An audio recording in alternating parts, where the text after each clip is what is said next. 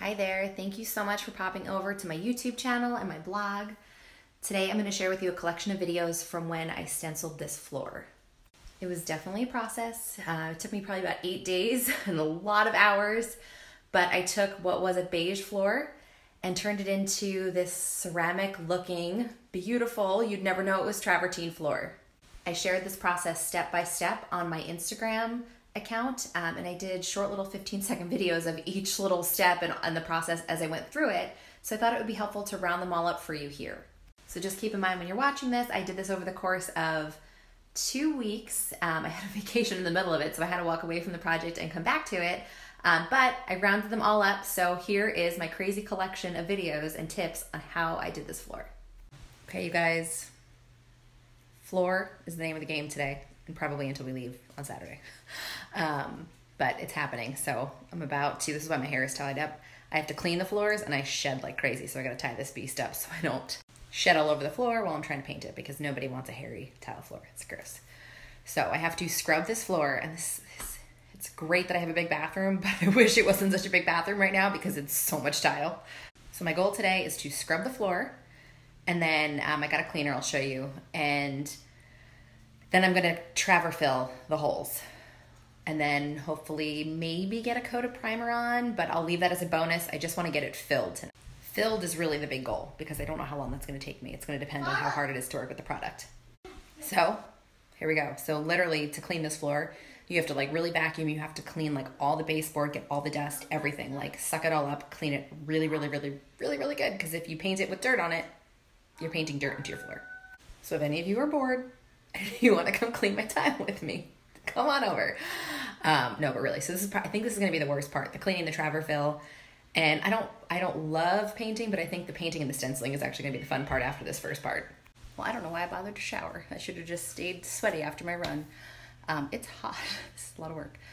So I'm using that stuff called TSP. I'm doing a 1-to-1 ratio of cleanser to water, and I'm about halfway done scrubbing. Not so bad. So the cleaning part's really not as bad as I thought, but even after I vacuumed and like really tried to get all the hair off the floor, I still have hair on the floor. Might need to wear a hairnet, you guys. I'm gonna be in this bathroom for a year. No, I'm kidding. But oh my gosh, let me show you the Travertine this is a test of patience, you guys. So this is the Travertine mixed up. There's no directions exactly on the box. It just says to mix the powder. So it comes in a powder, and it said to mix it either thin or thick, depending upon the holes in your travertine. I have all size holes. So I kind of made it like a pudding paste. And then I'm just literally like, if you can see like where I filled the holes already, where it's a little darker and more gray. So I have to be careful to like get it in the grooves and then not fill the grout line, because it's not meant to be grout. So it's getting in the grout a little bit, but I don't want to totally fill the grout. So I kind of put it on with my little putty brush to get it in some of the finer holes, and then I'm taking this big trowel and smoothing it in. So needless to say, I have updated my goals for today. If I can get this done, it will be a miracle, you guys.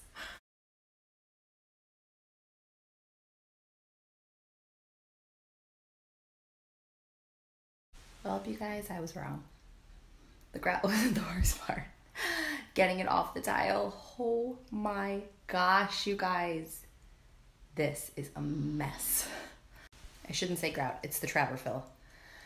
This is a job. So the trouble with the product is that you're technically supposed to seal over it. So you're supposed to wipe it off and then seal it. But if you seal it, it's going to give it a glossy finish, and I don't want a glossy finish to then try to paint over top of, because it's kind of defeating the purpose. So having a rougher surface is better for the paint to stick to it. So I am hand scraping, shop vacuuming each tile, and then using a microfiber cloth and a magic eraser. Oh my gosh. And it's not perfect, but the problem is if you leave a film on the tile and you paint over the film, then you're gonna have a scruffy, not smooth tile. We don't want that. So you can kind of see like this section over here I cleaned off. This section over here where it's really white, I have not cleaned off. So this corner over here has had all those steps. So scraped, microfiber cloth, magic eraser. So I need to do that to the whole floor and probably go get some Swifters. I don't have any left, of course. And just use as many of those like really fine cloths that'll pick up all that fine dust, because you don't want that in your paint. But let me show you kind of what I'm doing here, because I always show you guys as I go. I'm using a scraper, and I'm literally going across the tile to get the excess Travertine off the tile. And then I'm vacuuming that up. And then the microfiber cloth and all those other steps we talked about. But you can see the product says to just use a wet sponge. But if you do that with all this product on there, it just moves the product around the floor. And it will take me hours to get it all off. So I'm scraping it off first. And the other thing I noticed when I re-wet the floor heavily is that it starts to re-wet the product again, and it kind of helps push it further into the tile, which I don't want.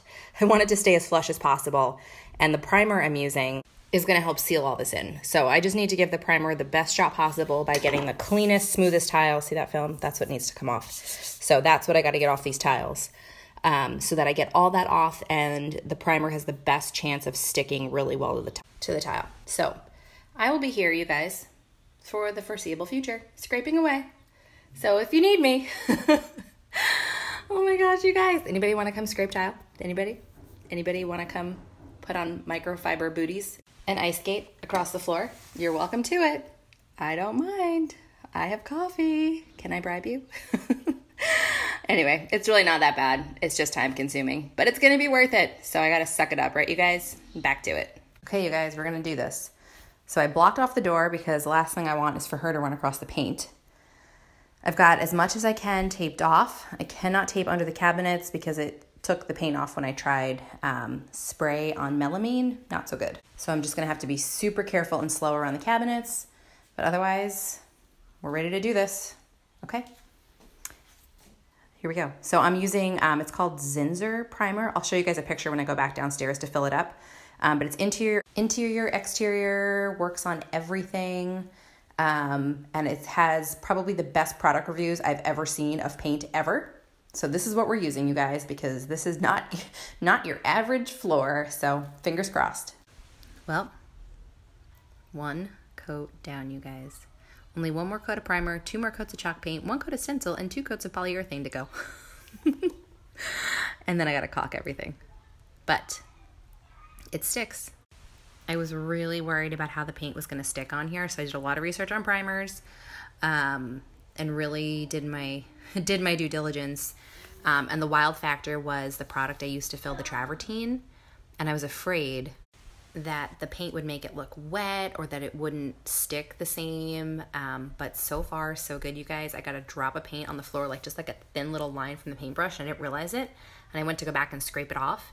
It does not come off. So that's a good thing. Okay, so now we're gonna go run an errand while this dries, make some dinner, and then at least 1 more coat of this, maybe 2. It depends if the floor soaks it up or if it just dries like this, because remember, Travertine, it's not regular tile, it's Travertine, and it's porous. So part of why I used this product, which I will snap a picture for you, is because it's like a all-purpose sealer and it's indoor-outdoor. So from everything I've read, it sounds like this will be a great product to help seal up those pores so that as this floor continues to age, it doesn't eat my paint and make it fade. Although faded, vintage, it's kind of my thing, so not too worried, but so far so good.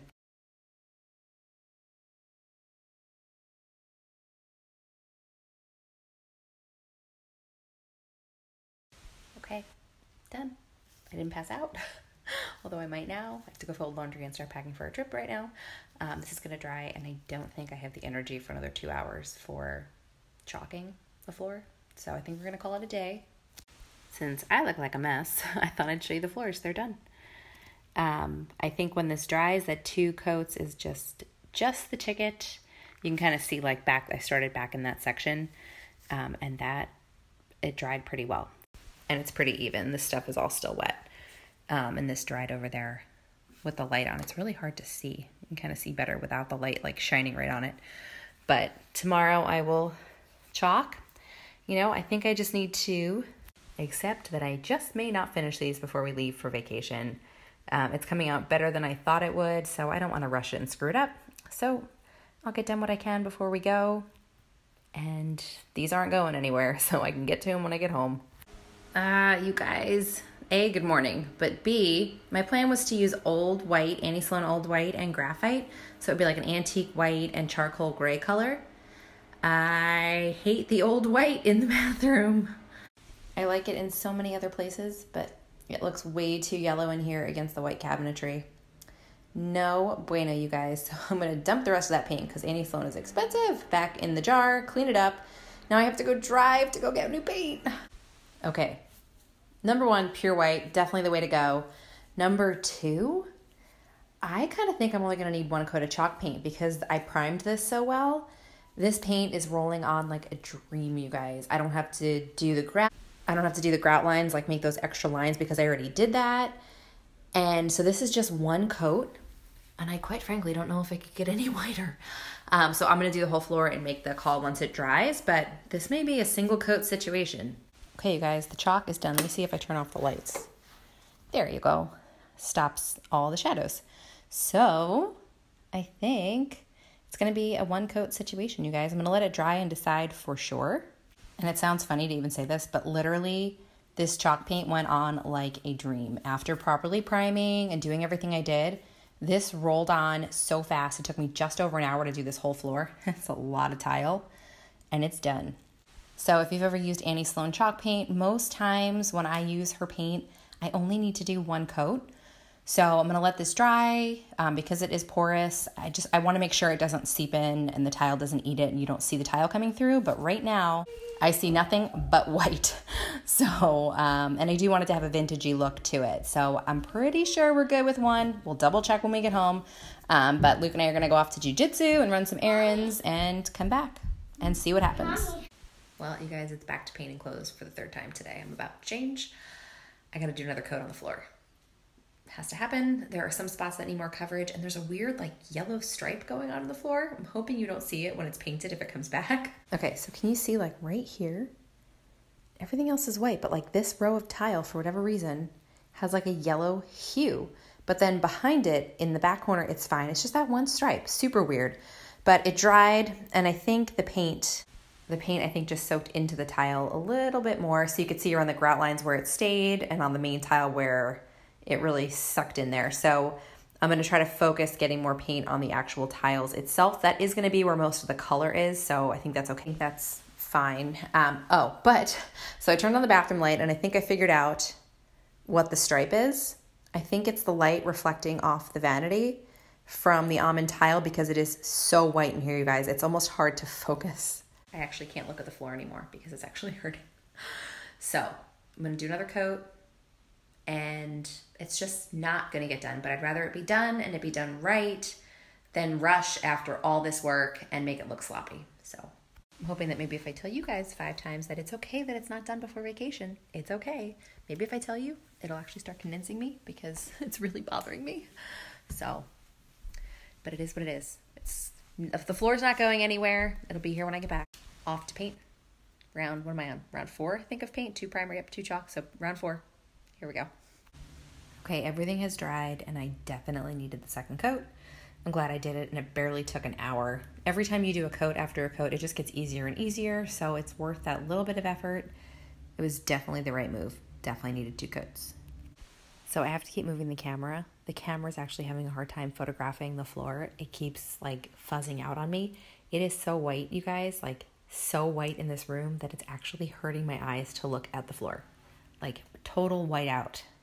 But I still have a bit of energy left in me, and I'm gonna try to stencil a few tiles because I really want to see what it looks like. So I'm gonna start over in this corner here and just do big tiles and just get a taste for what I will be finishing when I get home next week. Just remembered that I never even showed you guys the stencil. So this is what I'm gonna do. It's a 12 by 12 stencil. My tiles are 12 by 12. So I'm gonna go tile by tile. Let's not even talk about how many tiles there are, you guys. And the kicker is that I'm pretty sure I have to do the standard, like, I think it's called the stipple technique, where you use the brush and you just dot the brush because of the travertine floors and all the holes in the travertine. If I just roll this, I'm gonna get crazy bleed marks.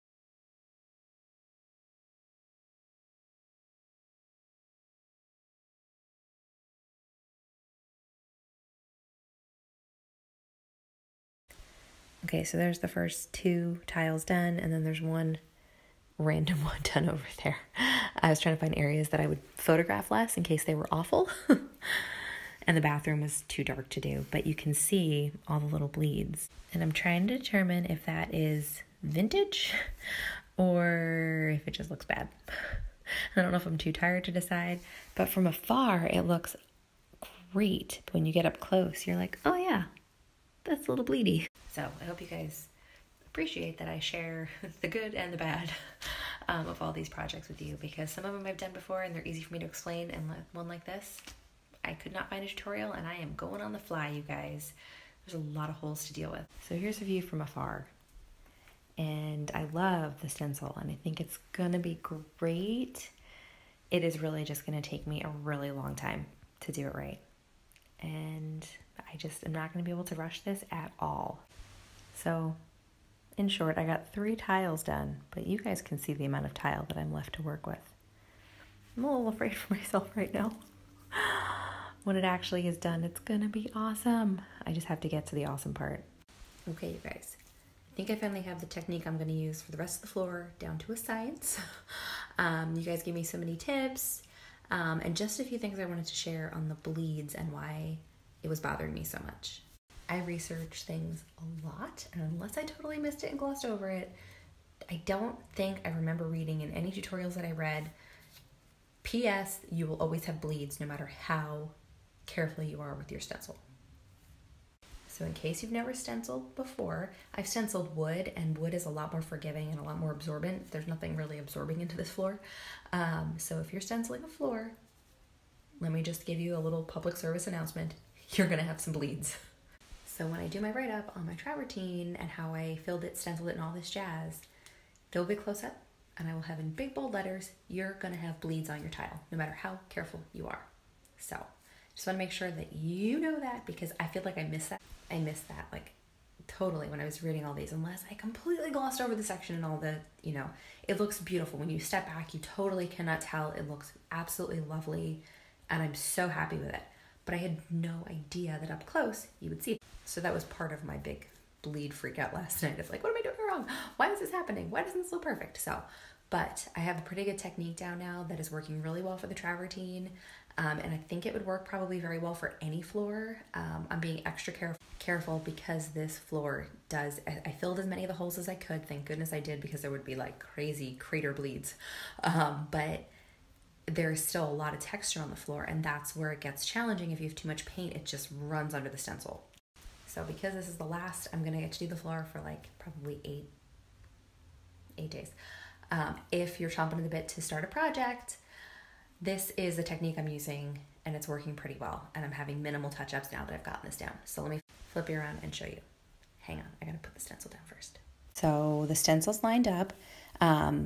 I am using more tape. I had somebody suggest using more tape. I forget exactly who it was because I got so many messages on this, but this was a great tip. I didn't want to necessarily use spray adhesive as much as I think it's a good idea. I'm a little worried about doing that over the chalk paint because it's unfinished, and anything wet or super sticky, I'm just afraid it might do something to the chalk paint. So I am going to do more research on that before I do the next stencil project, because I have like 5 or 6 more down the road, you guys, because I think that could be a viable option.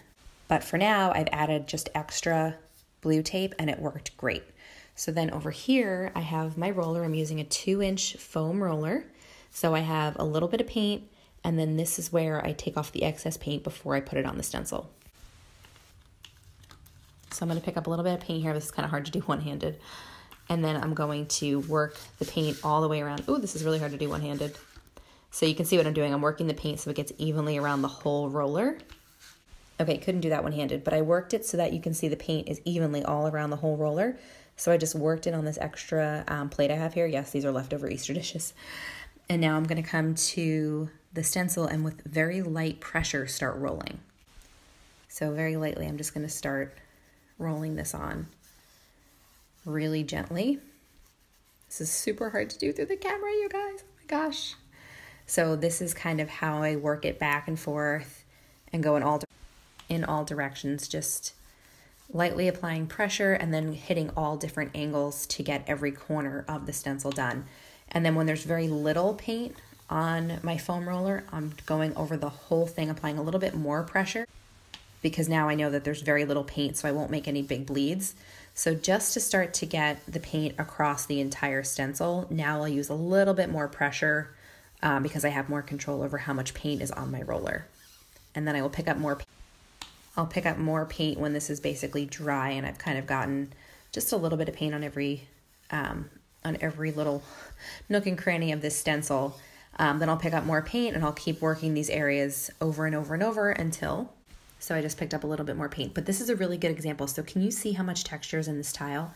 And these were the holes I was working to fill, and these were all at least, gosh, 1/8 of an inch or more deep.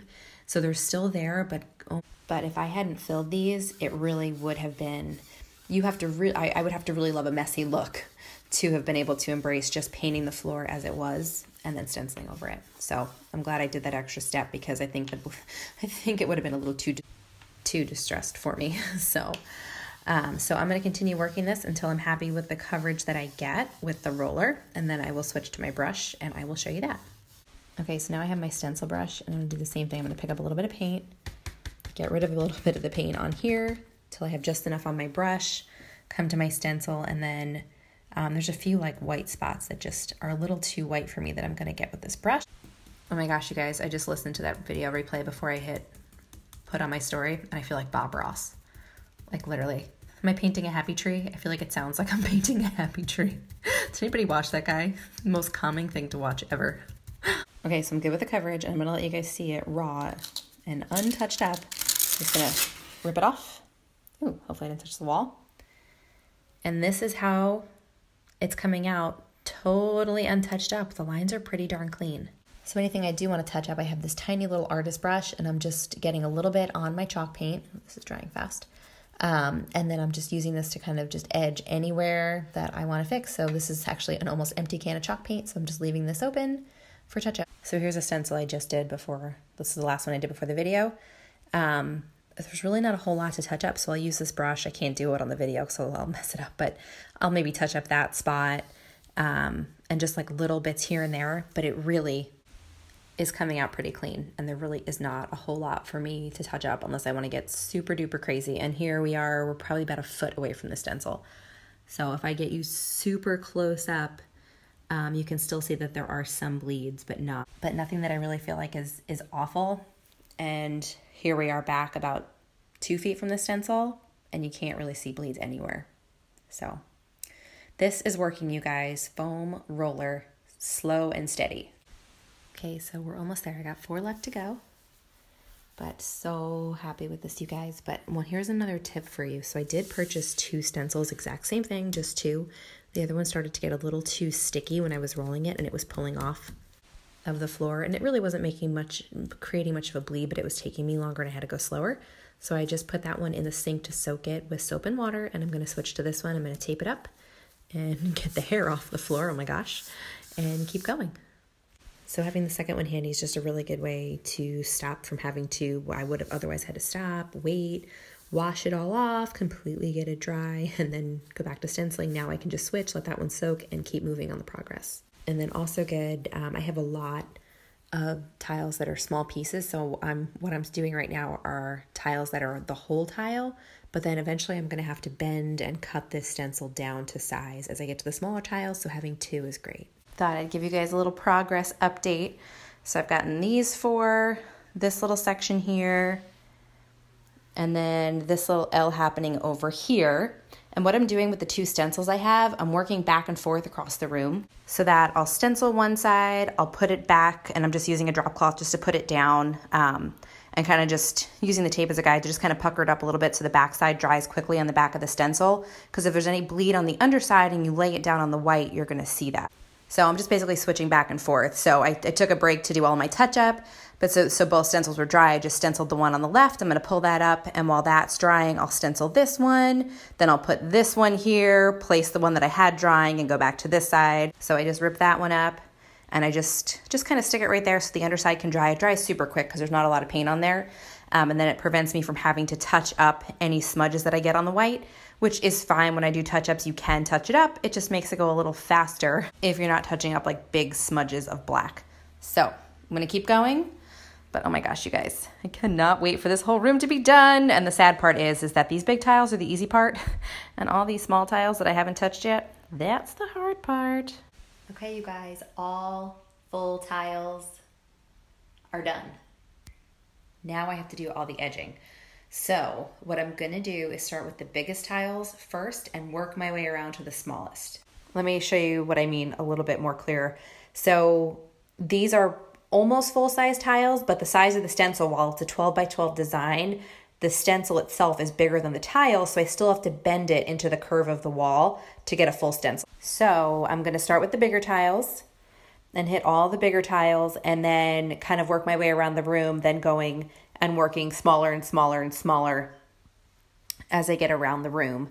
And it's really going to depend on how much I need to bend the stencil as to what order I do this in. So I may end up going out of order and kind of bouncing around the room a little bit because the more I have to bend the stencil, the more the design gets distorted. And if I have to, I have two of them. So I'll cut one if I need to get some of these really small areas.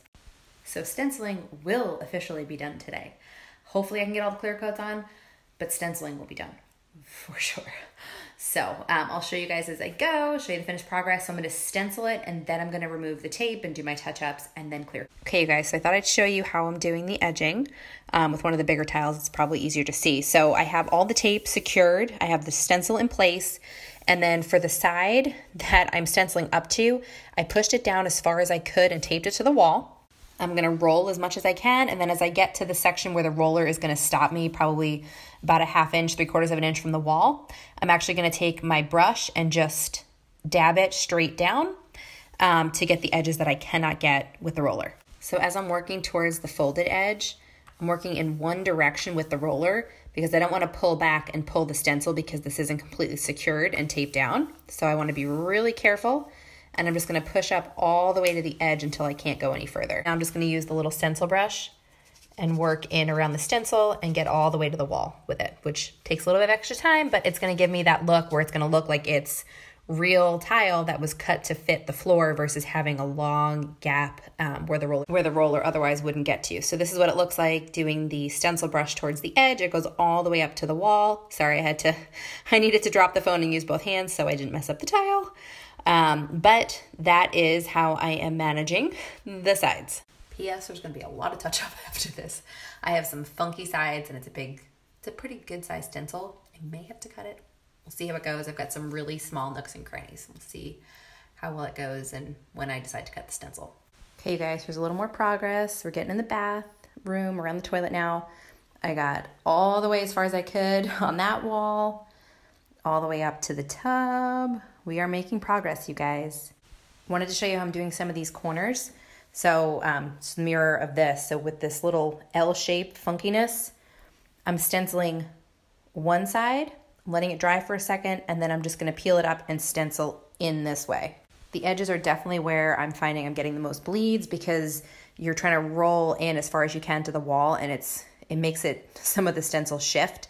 So it's definitely going to be some touch up, but it's worth it, I think, to get all the way to the wall and fill it in. We are officially in the cut phase, you guys. So I cut my first stencil so that the stencil itself is actually just 12 inches. And I'm going to now put tape on the 3 sides and not the cut side.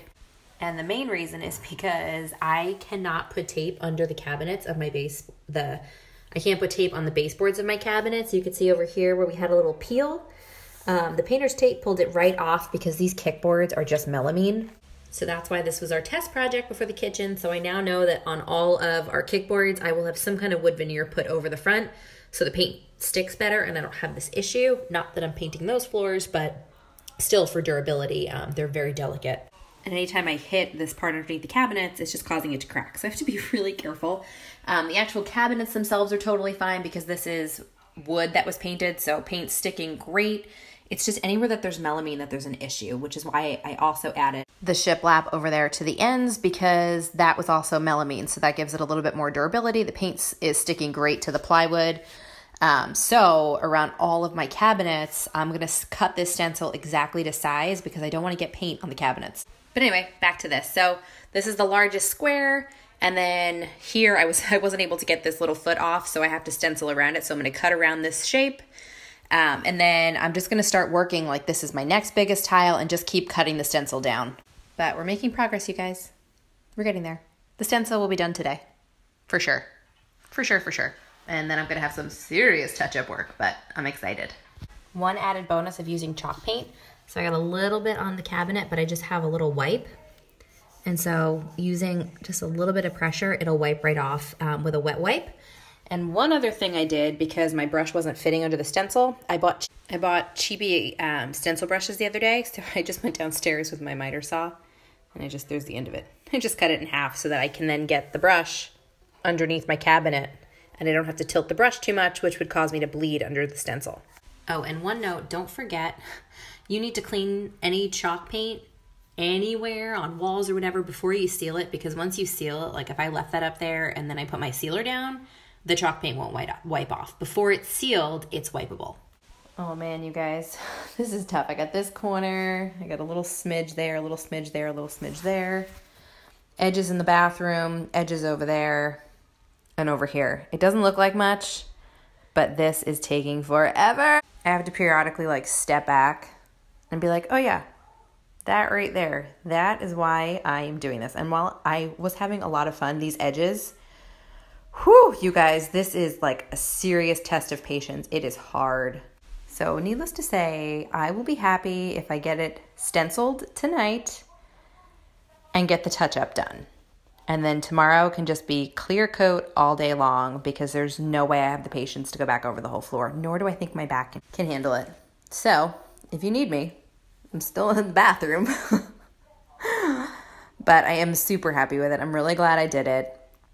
But goodness gracious, you guys, at least I'm comforted knowing this is the biggest room what I'll be stenciling.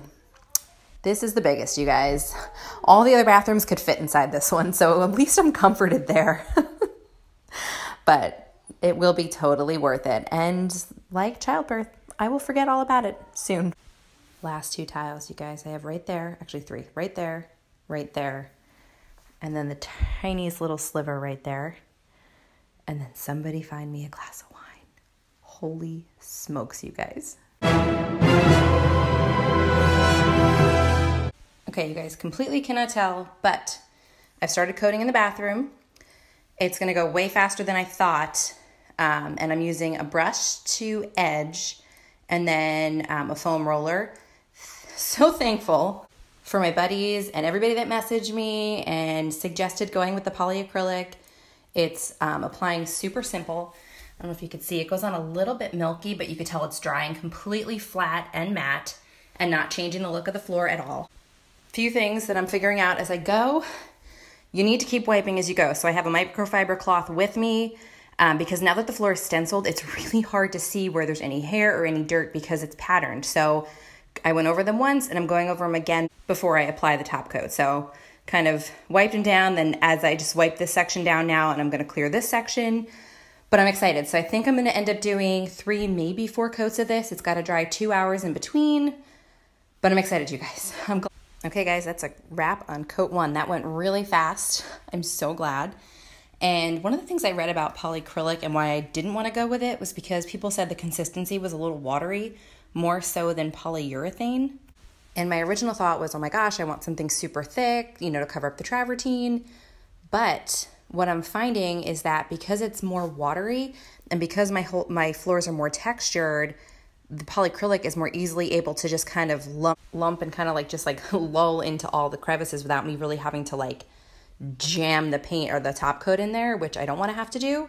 So I think for travertine or anybody with a really textured floor, the polyacrylic is a great option because it's really not too challenging to get it to work with the grooves and the texture of the floor. So rolling this was easy peasy, you guys. So I used a brush on the edges and then I rolled it with a foam roller. So I'll give you guys more details on that a little later. Okay, you guys, we are rocking and rolling after jiu-jitsu, swim, and everything else into all the clear coat stuff. So I'm like, if I can get a clear coat on before 6, I can get one on by 8 and then 10 and then call it a day, you guys. So I'm using a small brush and I'm doing all of my trim and edging first in a small section, making sure that there's no hairs or anything anywhere in the floor. And then I'm going back over with my foam roller. And this, you could see how milky this product is. It's super watery. It goes on a little bit blue, and I'll show you how I roll it on. And then we just start working back and forth, kind of going slightly diagonal and pulling back to try to catch any of the excess from the sides of the roller, if that makes any sense. This is hard to video and do at the same time, you guys, because I'm using the video as my guide instead of actually looking, so that I make sure I put the camera in the right spot. So that's it, and you can see it makes it look a little bit white, and then it dries clear. So here goes round 2, you guys. We're almost there. Okay, round 2 done. And I do want to point out, I don't know how to show you guys, if I turn the lights off, the floor is not as dark as it looks in person, so there's definitely more like vintage holiness to it. So it's hard to see, and I guess this won't translate in pictures when I take it, but there's like spots where like there's a little bit of paint missing, there's variation in the paint. So when you actually see it in person, it looks a little bit, it looks like a very hand-painted vintage floor. So just FYI, if you're starting a stencil project, I want to be super clear so you guys can see when you get up close, like you're about 2 inches, you can see that every line isn't completely perfect. So I just want to make sure you guys can see like a true picture of what the floor looks like, because the camera's making it look like it's real ceramic tile, like that stuff. And in person, it looks way more hand painted. You can see variations in the paint. So if you're doing a stencil project, because if you've been watching the whole project, you know my initial freak out where I saw every line was not going to be perfect, which is very challenging for my OCD brain.